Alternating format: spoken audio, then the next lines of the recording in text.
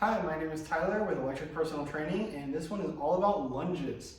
Lunges are a great exercise to work both the quads and the glutes. They are going to be a little bit more glute biased because we're getting so much hip motion, as well as having the advantage that by pushing off the back leg because the back hip is not moving, we're going to be able to work the rec fem a little bit, which is a little bit tricky. It's biarticular, which you can see more about in our legs muscle group video. Now, there's a few variations of the lunge, but they're all essentially going to do the same thing. You're not going to need much equipment for the lunge, which makes them ideal if you're limited on equipment. You really only need some dumbbells or even just your body weight.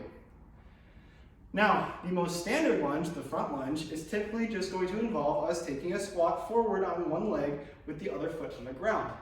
We're coming forward, bending down, keeping our torso upright. We don't want to lean forward. It's very common to lean forward.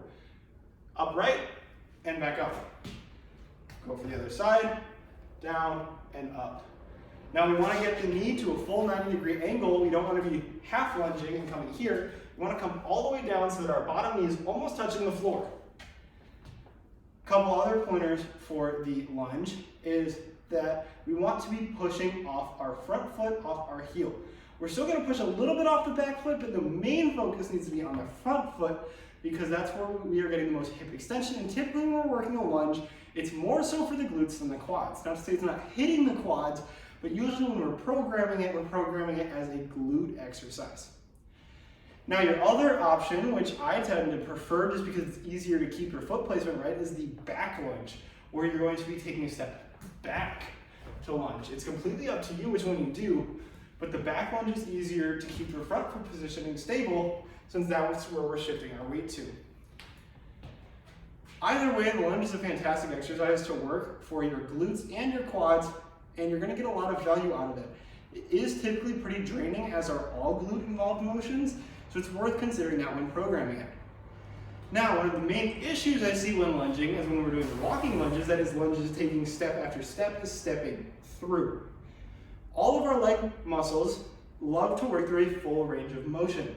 That means we want to get all the way down, all the way up. We want to be getting all the way to straightened hips and legs on the top of our lunge. Now that means if we're doing walking lunges, we want to come down, up, take this step, and then step through, rather than cheating by potentially stepping through, coming down, and stepping through before fully locking that front leg. That is the most common mistake I see when lunging, because we're trying to get to where we're trying to be with our lunges instead of actually doing the lunges.